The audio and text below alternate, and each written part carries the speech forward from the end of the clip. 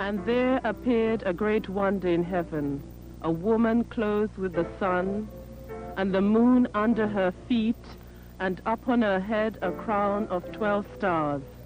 And she, being with child, cried, travailing in birth, and pain to be delivered. And she brought forth a man-child, who was to rule all nations with a rod of iron, and her child was caught up unto God and to his throne. Come to the reality of the divinity of His Majesty is a very personal manifestation. You still have to go into your own meditation, your own reasoning with someone, and come to the full reality of the divinity of His Majesty. Since the scriptures tell us that there are 3 major representations of God in time. This is the millennium that we are in now.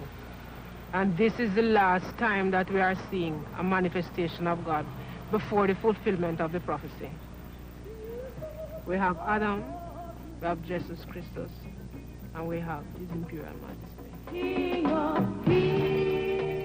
On the 2nd of November 1930, Rastafari is crowned the 225th Emperor of Ethiopia, Haile Selassie I, re-establishing the Solomonic dynasty. He is crowned King of Kings, conquering line of the tribe of Judah, elect of God. The ascendancy of Haile Selassie to the throne of Ethiopia marked the arrival of a day of redemption for black people, and the Rastafari movement was born. Queen Manan was also crowned Empress, establishing the principle of King Alpha and Queen Omega, the beginning and the end eternally consummated. I think it's the first time you have a king and a queen crowned together, you know. You have kings crowned, like the typical monarchies will have a king, and then his wife is his wife, you know. We have a coronation where we have a king and a queen. That's why I say Rasta man have a special duty, you know. You cannot conceive of yourself as one without the other. A man, no man can be so bright as to tell me that he's a man and he don't even have any responsibility or relationship with a daughter somewhere, you know. That is when you come in your fullness. We would think of His Imperial Majesty as the highest divine order. So Queen Mary would have to be the mother of creation, and she would therefore have to be the beginning of how we behave. She could be a light for the woman. Empress Menen traces her lineage back to the Queen Sheba, the Queen of Ethiopia, who journeyed to King Solomon, the keeper of the divine laws, the Ark of the Covenant. On her return to Ethiopia, she gave birth to Solomon's son, Menelik, who as a young man returned to Solomon's kingdom to claim the Ark of the Covenant. This was then established in Ethiopia at Aksum. Out of this tradition evolved the Ethiopian Orthodox Church. The Ethiopian Orthodox Church is the first Christian manifestation coming out of Egypt. It's the first Christian acceptance of God and a man coming from God at this point in time. And the Ethiopian Orthodox Church teaches that man is black and that Jesus Christus is black. Ethiopia is the whole of Africa. And Ethiop, that the Bible would refer to, is a black man, at that time regarded as a Cushite, you know, from the land of Cush. And the Ethiopian have a special place in His Majesty's book, you know, in that we are the promised people. And even though He tells us many of those that are the promised people will come one day, after He chooses the ones that He wants, we still have to go down into the valley of Jehoshaphat for another weeding out, you know. So we know that our road is a long and troublesome trod, but it's a trot, there is a victory at in sight.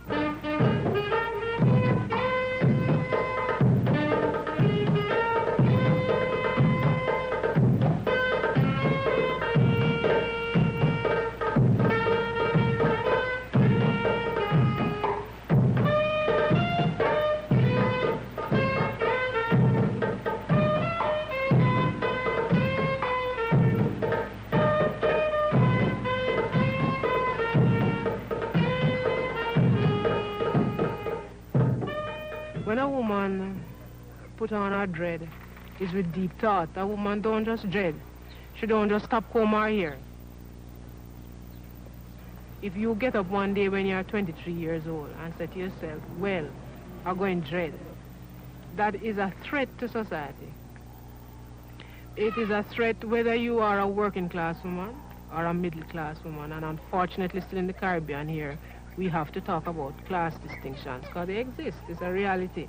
And whether you be working class, middle class, upper class, whatever you want to call it, if a woman put on a dread, it means it is in defiance of what has been already ordained as beautiful, clean, upright, and it means that she has gone into this Rasta thing seriously. We represent the kingdom of God. You know, we are children of the Most High, and we are a part of His kingdom, and this is what we do represent. Just as what the man represents, we represent a part of God's kingdom, just in a feminine structure.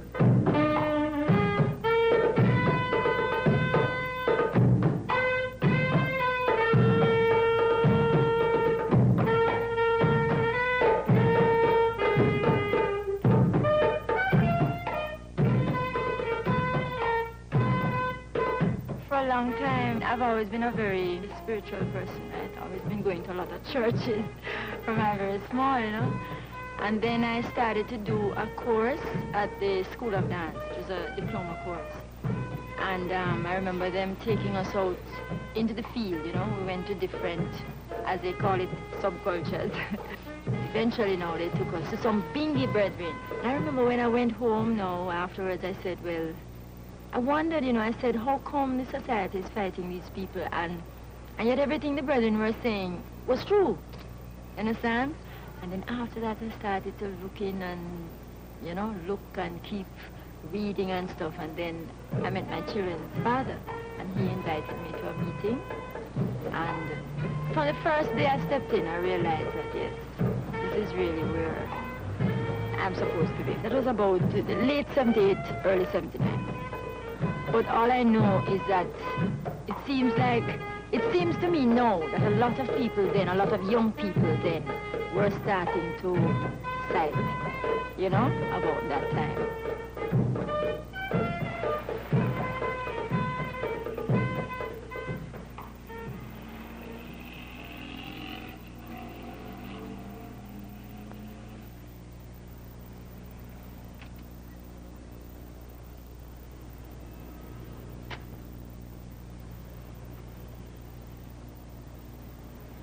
Like many Rastafarians my generation, I wasn't born in a Rastafarian family. I was born in a Christian family. And we spent quite a bit of time in the church because my father is a preacher. I got basically my religious training from there. And when I was going to school, to high school, and I was living with my parents, I used to go to church and do all the things that a nice little girl is supposed to do. And I found that after I started going to university, I started questioning a number of things within the Christian church. And there was a period that I stopped going to church completely. After a number of years, one starts looking, you know, seeking that path that is going to provide the peace of mind and the contentment and the self-confidence that one needs really to go through life. And I found I gravitated more towards the Rastafarians, so I spent quite a bit of time around them, just sitting and listening and reasoning with them. And I was already familiar with the Bible, you know, but I started dealing with it on a different level.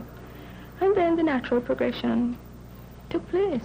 Coming into Rastafari, was, I would call it a terrible experience, you know, because after getting certain fights from parents, you know, parents was the first fight I get, right? And, you know, society in our world, especially growing up with parents who is well known, right? That the people in our world check for, you know what I mean? So, in that way, you know, I fight really get hotter and hotter because everywhere I go, you can hear that is Mr. Sweeney's daughter and taking self and turn dirty Rasta and many things, you know. When I just started trotting within the Rastafari faith, I was a little bit rash in terms of hitting out at the system and so on. And I did create some problems for myself because of my rashness and tactlessness and all of that. And I think there was a period where I was a little bit irresponsible, you know, in that I didn't take work as seriously as I ought to have taken it. So you find that I was absent from work a couple of days for no reason and so on. But then after I started having children, I developed a more responsible attitude to what I was doing, and I saw that, well, there are some of the things that I was doing that I really had to question too, even as a young Rastafari. My parents had a concept, and I think, you know, their kind of experience kind of made them come to that decision, you know, that Rasta was just whatless, you know, because they'd seen Rasta man, they'd said, you know, who did nothing more than beg. And I think they were very afraid for me, you know, and that was difficult for me as well because I didn't want to hurt my parents in any way at all, you know. And, you know, to explain to them, you know, why I was changing, I didn't do that either because I didn't know how to. My cousin came down from Gloucester and he just got into Rastafari. He was 16. I was about 12 then, and he showed me little bits and pieces. So when I was about 14, I started to hear a bit more about Rasta. By the time I was 15, you know, I wanted to get into it. I said definitely, but because I was at home, you know, I wouldn't lock out of respect to my mum. When I was 16, I left home and locked up. I was there at that time, living around Ladbroke Grove and Brixton, and that was where you really saw the first Rasta men and later on a couple Rasta women, you know. And but it's funny enough, it wasn't in England that I really see the philosophy or the lifestyle. It was really going out of England and coming forward and straightening it, you know?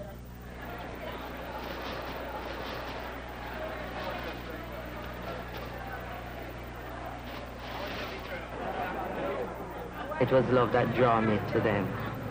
I know a dreadlocks, the elderly man by the name of Guns, and just the way how he lives, you know, it really pulled me towards it, and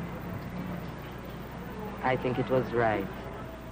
I give thanks and praises to the Most High that he caught me at a young age.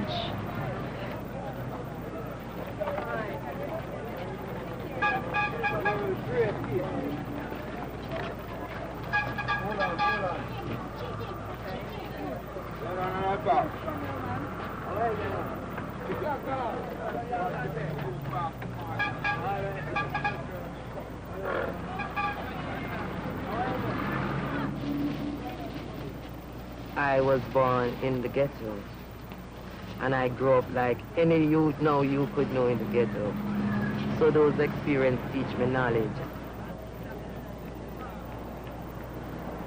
As a young woman, as Rastafari, it was very tough in that time, because for me, living up in this area, in the Kingston 6, there was no young woman who, you know, say Rastafari. It was big woman like my sister in there. But you never find youth in woman. They used to think I was mad, you know, or a lot of funny things about me. And therefore I didn't keep friends. It only like the brethren them that, you know, I would have as my friend. But He didn't have any sisters around that time. It's only like Rita Marley, and she was in town, so I would have to leave from here and go there and check her, you know. But it was very hard because it was few of us. When I first came back, it was after about 14 years living away. So it was a whole heap of changes, you know. And also, what made it especially so was because I'd never come back to Jamaica as a Rasta, and I didn't realize the whole vibration against Rastafari out here, you know. Thinking that this was the home of Rasta, I didn't realize that there was going to be so many problems being a Rasta. So it was a shock.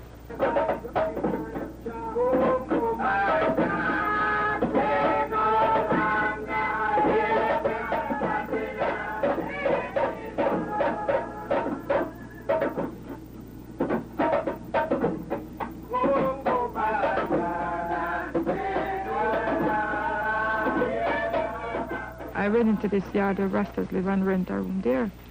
It was interesting staying there because here comes Bingy Planner and Brother Marx teaching Amharic language every Wednesday evening. Well, my sister and I and Bear Father used to attend classes, you know, because we're interested in this African language because my Bear Father would have a photo of His Majesty too. He always talk about this great king and so on. So. And then we started to learn a little about the language, and then listening now to Bingy Planner and Brother Marx and the rest of Rasta talk about Africa and this King of Kings and Rasta. I mean, it's like I became convinced and converted, you know. So by 69, I was able to start shut up in this faith. At the time here, it was Marcus Garvey, Malcolm X, and Walter Rodney. He was in Jamaica at the time, and he really stirred the youth them, you know, because it was like violence that we were learning about Africa, and if we want to return to Africa, we'd have to kill off everybody, you know. But when Dr. Walter Rodney came down here in the 60s, he told us we must educate ourselves, we must have trade, and he opened more doors to us to see Africa on a higher level. Many days when my grandfather used to say, but why you going into this thing? What you find in it? What? I said, but you are the root of it. You started it. Remember, you're a Marcus guy, remember, you know. He felt insulted, but then by really listening to him and my father, I really, gained something from what, because still both of them is saying something about Africa, and what each of them saying is something of high significance concerning Africa.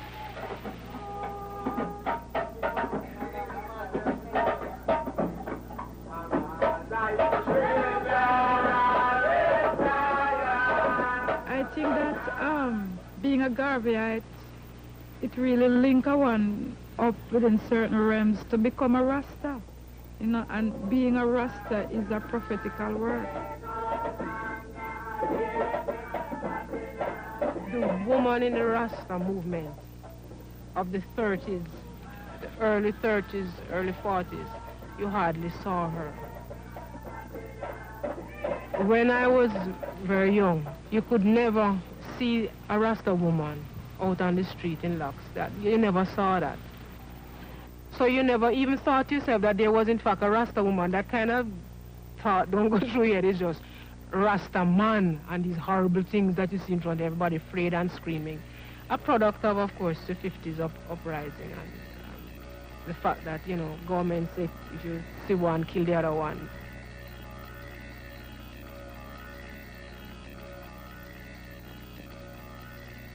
So the Rasta woman has gone through, I think, from that time, a process of really just coming forward, just coming forward.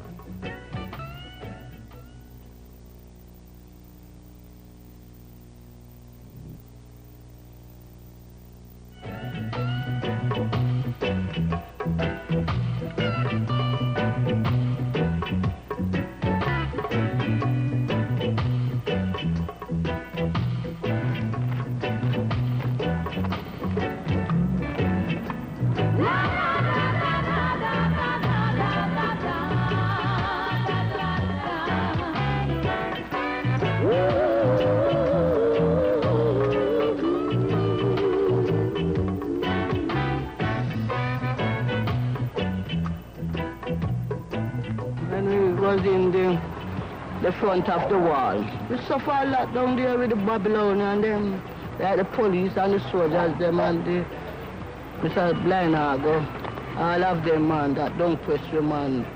Run down all the house, man. And fight us hard and come down from we down a shanty town, go and be in the football ground. And we don't live nowhere, we don't have anything, and we don't have no food, and them treat us bad in here.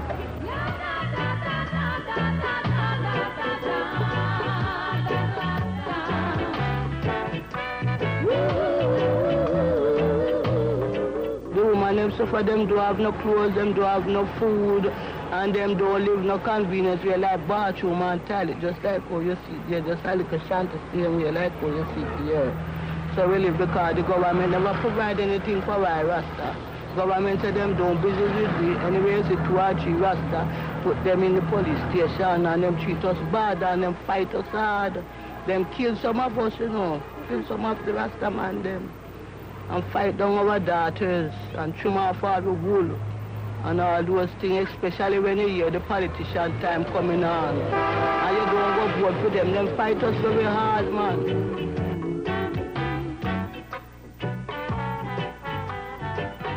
Them don't help us, they say we are not in their budget, and them don't respond to us. It's only Jah Almighty, Jah Selassie responds to I and I. So we just stick in with faith and keep ourselves to ourselves. You understand me? But we go through a whole heap of tribulation, man.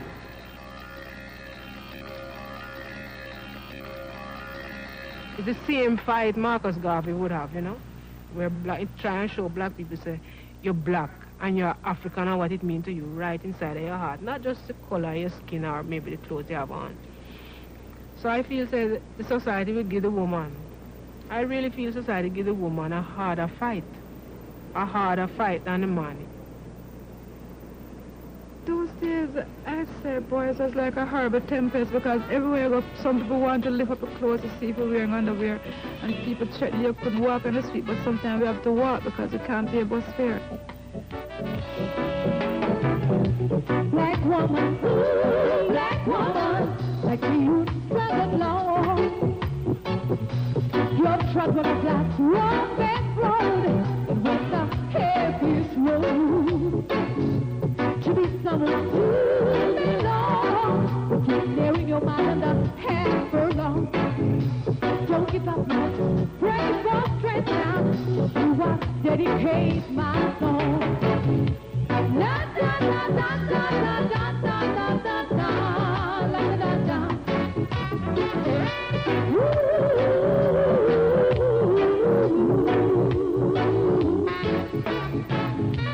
We are the set one trees, the plantation, still a tree. Of course, the whole Rasta movement is a story of struggle and fight, just outright fighting against the odds. There's nothing laid back about the movement from the 30s through the 50s through the 60s. It's just a constant battle for existing. 1930s is what is regarded as the beginnings of Rastafari in Jamaica. This is not really correct, you know, but you know that Rastafari manifestation must have been here before that time. It couldn't just... What I think happened in the 30s is that it just really spring up to the fore, that become articulated. But as we're saying now, in the 30s, you have to put Rastafari woman in the perspective of Jamaica, whole of Jamaica runnings, right? And Jamaica at that time, if you remember, 1938 is the time of the uprisings. Now, there is a number of names that people forget, of women that fight strongly on behalf of the workers. You have people like Adina Earl, Una Marson, these people that either take to the books and write articles for the Gleaner, like Una Marston, or people like Earl who would fight and start a labor union, actually start a labor union. Amy Jakes Garvey, for example, she founded the UNIA here in Jamaica in 1914-15, as far back as then. So there are women who were in the forefront of the black redemption battle, so to speak.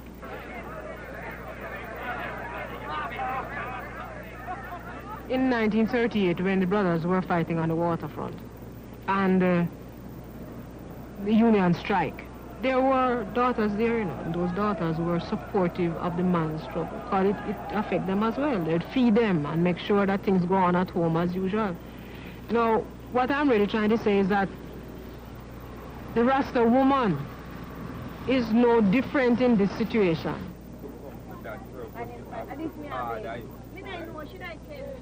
Behold, the Lion of the tribe of Judah, the root of King David, hath prevailed. On the 21st of April, 1966, Emperor Haile Selassie visited Jamaica. The Rastafari elders who had recognized the significance of the emperor's crowning were now able to confirm their beliefs. When His Majesty is come, well, give thanks. I wake up before the man at 4 o'clock. And we gather together and we take away transportation and we reach right at the airport. Well, His Majesty was to appear 1 o'clock. So before him appear, I gather with the highly man and when I bring it drum man and chanting and yelling for I until His Majesty come. What the government at that time did was to remove all policemen from the crowd. They took them out of the crowd and removed them altogether. And everyone stayed exactly where they were. And the plane come down, when His Majesty come to the steps, nobody never run up and down like them mad. Everybody just in awe and, you know, overwhelmed at what was happening.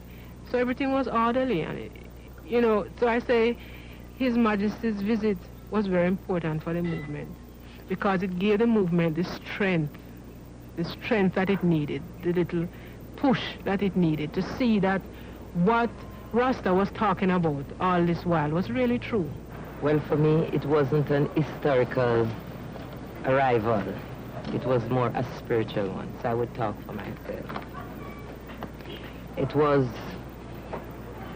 when I saw His Majesty in 1966 when he came to Jamaica. Before I had no knowledge of him as God or King. So when he came to Jamaica, I saw him eye to eye. And some mystical thing happened between her and him. And it just came out of me that His Imperial Majesty is God. And my love, both of us love, you know, hook right there. It was that kind of a vibration.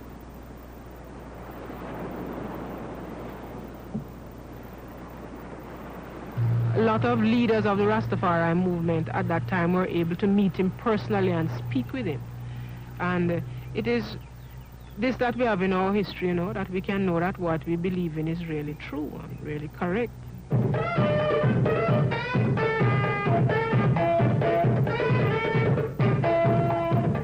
I danced for His Majesty when he came to Jamaica, right? And because of that, I feel that it is necessary for me to dance as a Rasta woman.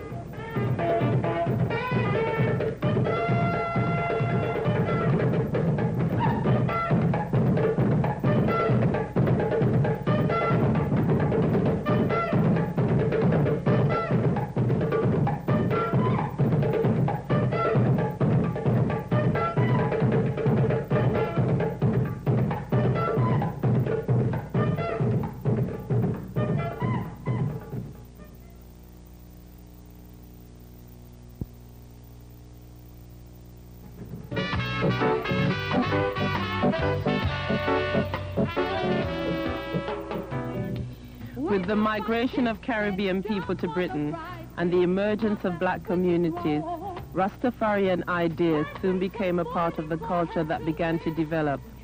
Young black people adopted the symbols and ideas of Rastafari as a part of a process of self-expression and pride in the midst of an alien society. By the 1970s, young black women had visibly become a part of the movement, wearing locks and chanting Rastafari militantly.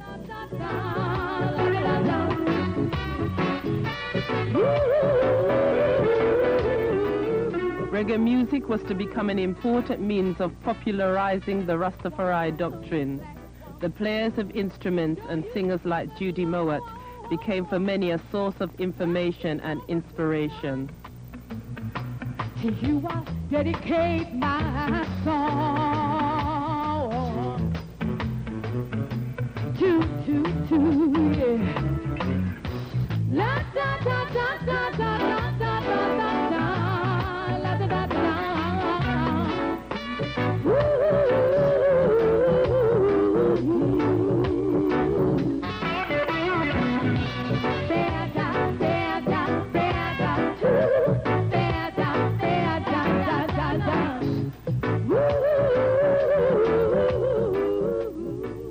I realized that this work is for man and woman. And because I was given the gift of communicating through music, I couldn't keep silent.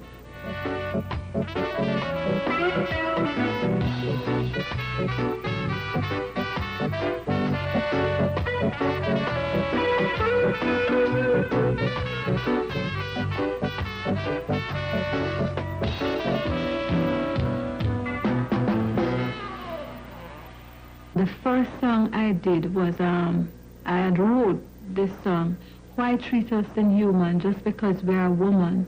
We are not weak, we are strong. We have been held back for much too long from portraying our womanality. Mothers of creation, there ain't no equalization, but we have got God's given talent, just like you, so open the door and see us through. Some brothers did like it and some didn't like it, but that was like a voice for the sisters at that time. And I was able to go through with the support of my king man, because he saw what I was doing and he supported me immensely. And I was able to, it was not easy, because I was confronted at all times that women must not do this and women must not do that. But you have to know what you are sent to do, and you have to take a positive stance.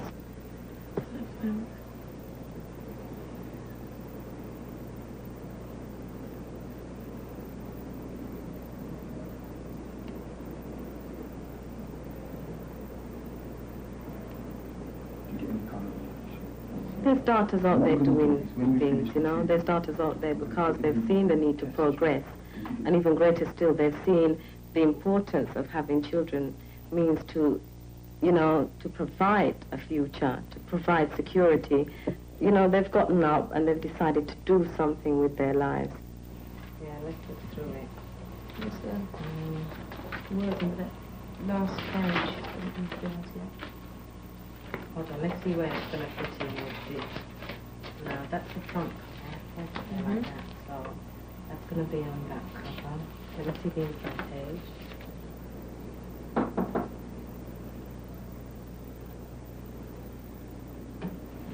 Okay, thank you. Bye. Well, we run a magazine. I wouldn't say community, I would say an international magazine, because our market, you know, it goes internationally. That we set up to promote the image of Rastafari then through this magazine, you know, and also there's the women's theatre group, which we run, theatre, drama, poetry, DJing, you know. We set that up now to fulfill our ambitions as Rasta woman, because, you know, all of it that's in the group, we love music, we love drama in some kind of way, and we want to put out a message, and we do that best through these things. The third thing now is the didactic school of Wadada.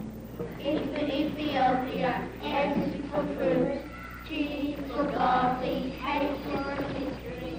Leaning to your Benji Root show on Jeffrey Jam Radio. And the sisters of Wadada, we're from the anyway. And right now, the first question I'm putting Sister Rashida is what is the Wadada Didactic School all about? If you just want to that, please. Okay, the didactic school of Wadada is a supplementary school, and we cater for children between the ages of 5 to 12 years. What are the aims and objectives of the school? One is that we aim to supplement the education that's taking place in state-run schools, like the English and the math, and also to give to our children their own history and culture, to add to their, well, to secure them more, make them feel more secure. Right, and to do that, are there any special features also in the program of the school? Yes, like I said, we do history and culture, black history and culture. We also do drama, you know, and singing. The youth can take part in singing, drumming, chanting, reading. Okay, Sister Benji, what part do you play? My group that I look after is from 9 to 12-year-olds, and we also would like to do more with the children. Say, for example, take them away for weekends, camping and things like that, nature trail, and also video. So we're hoping for better things to come, yeah. Okay, a whole range of projects there.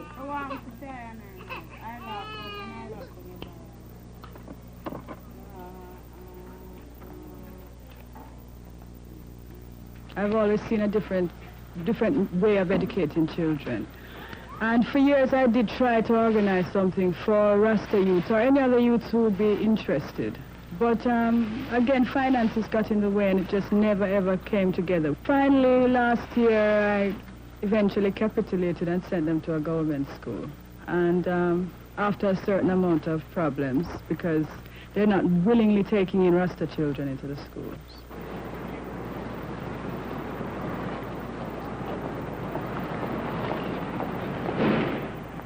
I always wanted to go to college from when I was 16. I haven't got any qualifications, so it's hard for me, so I built up a portfolio of artwork and used it to get into London College of Fashion.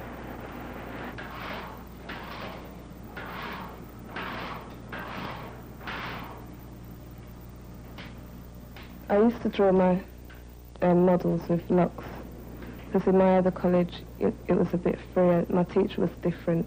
You know, she used to say, you know, you might as well draw your models black if you're black, but it doesn't always work that way. A few people have said to me, oh, you're a Rasta, you shouldn't do fashion design, it's vanity. But, you know, you have to explain to them that all is vanity anyway, and everything around and everything material has been designed. There are certain parts of Rastafari that I've adapted to suit myself. I don't cover my locks all the time, you know, I wear trousers sometimes, but, you know, it's not what you wear outside. Maybe it's not even the locks. It's just what's in your heart, what's inside of you. There was no law that said that you should dress this way or you shouldn't dress this way. And as a woman, and after reading my Bible, and a woman of Africa, I know how to dress, I know what to wear. Whatever I wear must be representing me as the African woman. You know, I must be able to identify with whatever I wear.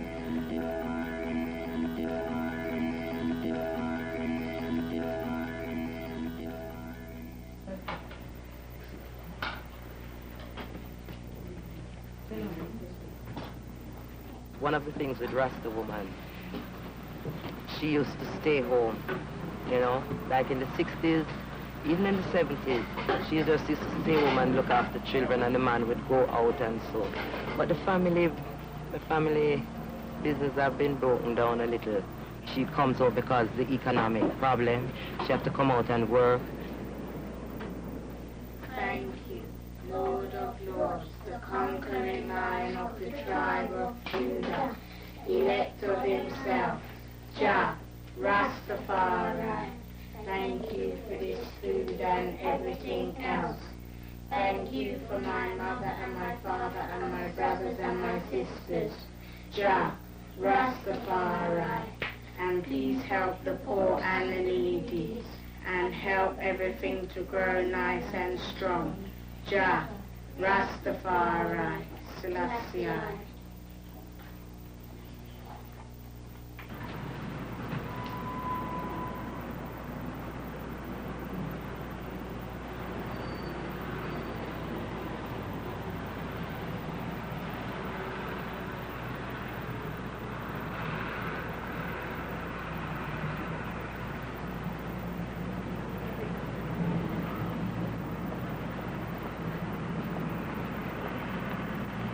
I work to fulfill my ambition and my aspiration, you know, and because, you know, I'm not a woman to stay at home and mind children. I love my children, and, you know, if it was necessary, I would certainly do that.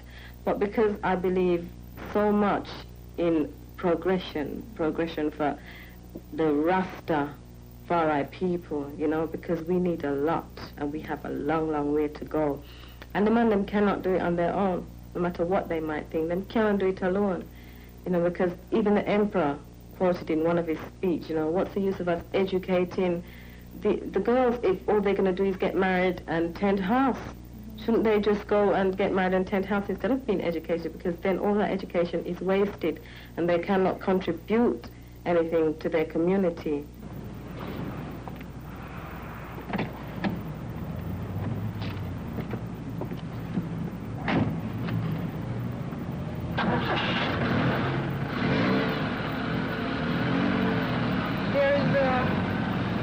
Special feature out of the museum, which is called the Bob Marley Museum Reprint Series, which I edit, and which really features articles which have been written around Bob and around Marcus Garvey and around His Imperial Majesty. And what we do is reproduce these in a reprint series, which we hope to make really international and worldwide. And it's a very important feature of the museum because we want to keep the literate history alive as well as the oral tradition.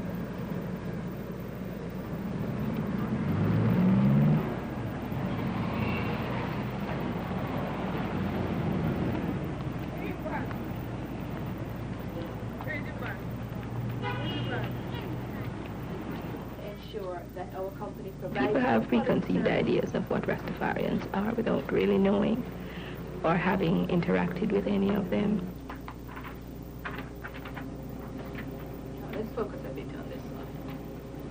Can you all read together what it says over here, please? Quality is my business. Quality is my business. And here? We have an artist who cannot spell so well. All the things that you do must aim at. I joined the Jamaican Bureau of Standards many years ago, and the vacancy they had opened at that time was one for the quality control officer.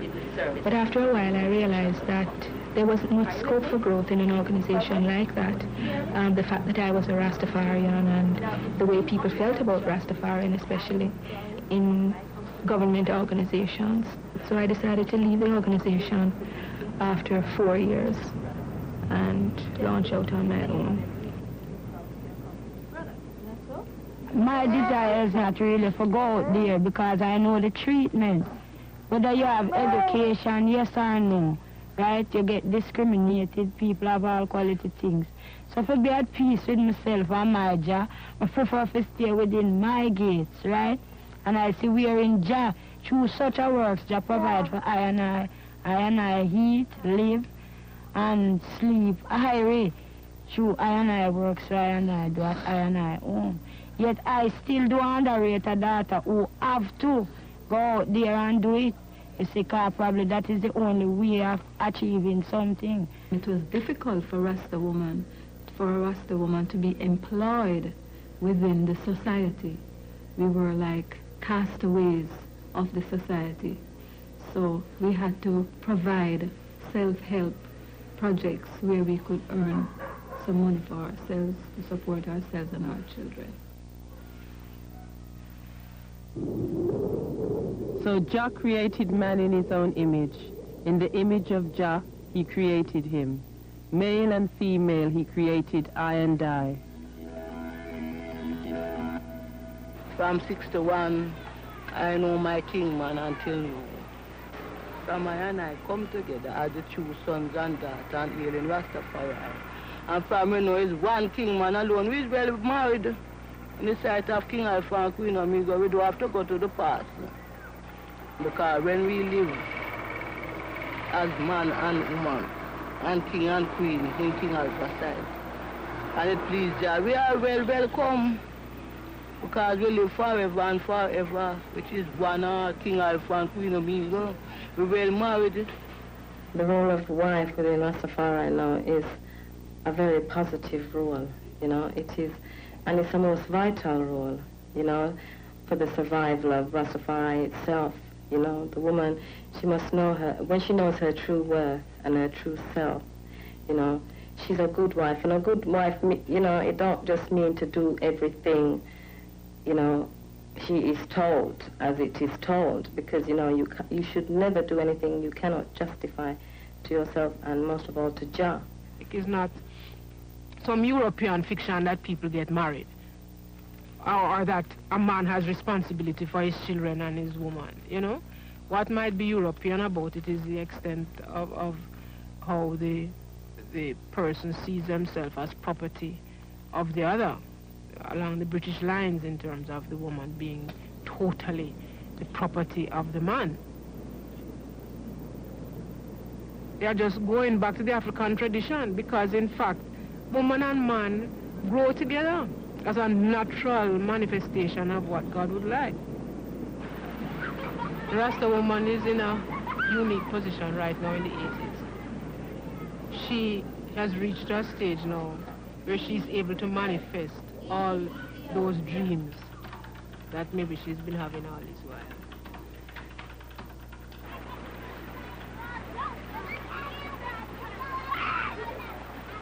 That she would like to be able to say things, that she would like to be able to build, to see our schools come to fruition. The Rasta man has been more concerned with the spiritual, making sure that we understand the scriptures and the prophecy.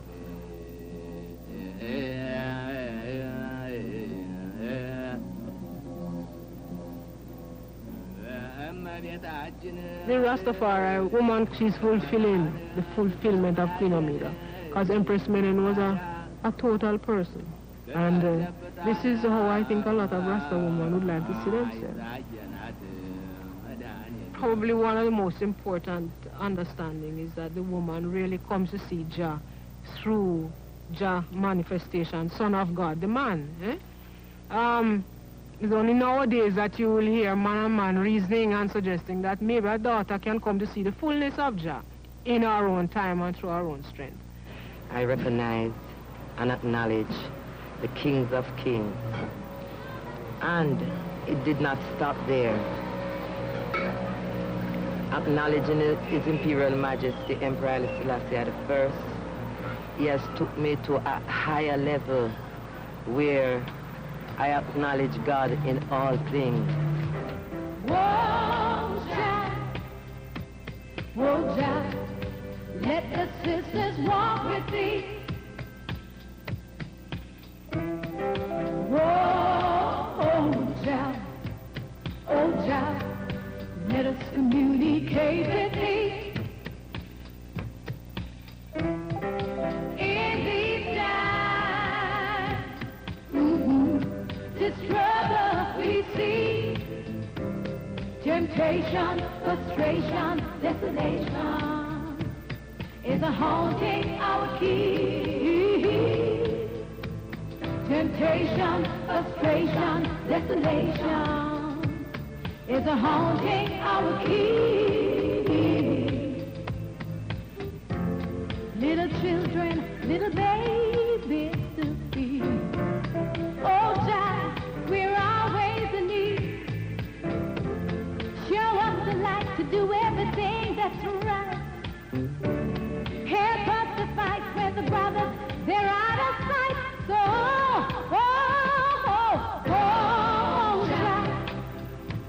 oh, Jah, let the sisters walk with thee.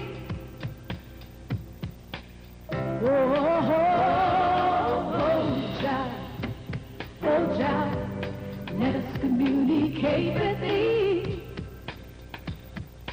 In these times, this trouble we see, temptation, frustration, desolation is a haunting our key. Temptation, frustration, desolation.